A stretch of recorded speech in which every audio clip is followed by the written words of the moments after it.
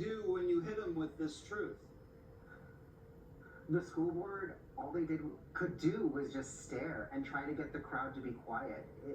The school board, Conejo Valley School District, has had a history of this. A concerned father called me. I happen to have 2 students in the district, and I said, you know what better person to come and speak than me?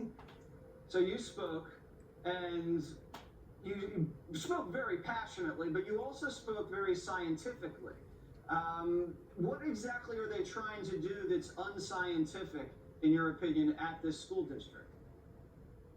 Well, what they're trying to do is they're trying to separate parents from their children in order to teach children something that's against the parents' belief system. And we at GAG call that grooming, and they say it's an anti-LGBT, anti-trans word.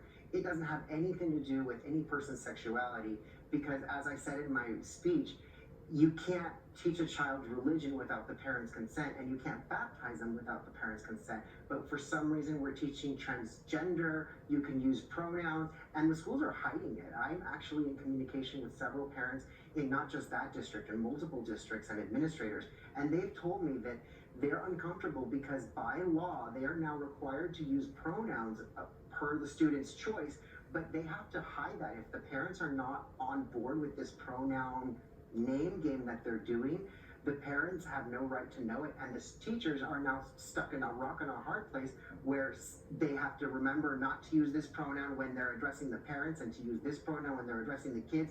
And then we start getting into the actual system where you can actually look at your grades and stuff, and how do parents who have access to this and aren't accepting of pronoun, how do you deal with this? This is part of the big problem, is it's coming down, and the teachers are caught in a very, very rock and a hard place. Yeah, I don't want to slam all teachers, because listen, a lot of the teachers also are not down with this kind of garbage.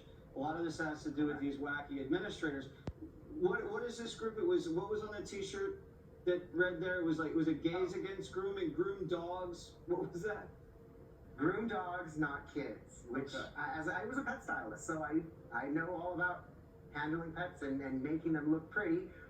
And we love that. We love a pretty pet, but we don't love kids being sexual. We don't love kids confusing them. We want kids to just be themselves. The Gays Against Groomers has this great mantra, save the tomboys, because little girls can be rough and tumble. They don't have to have their body parts chopped off just because they're a little more masculine than their other counterparts. Yeah, I couldn't agree more. Thank you so much for that passionate speech and for joining us on Jesse Waters Primetime. And if Rookie, my dog, Mini Poodle, needs a cleanup, I know where to send him.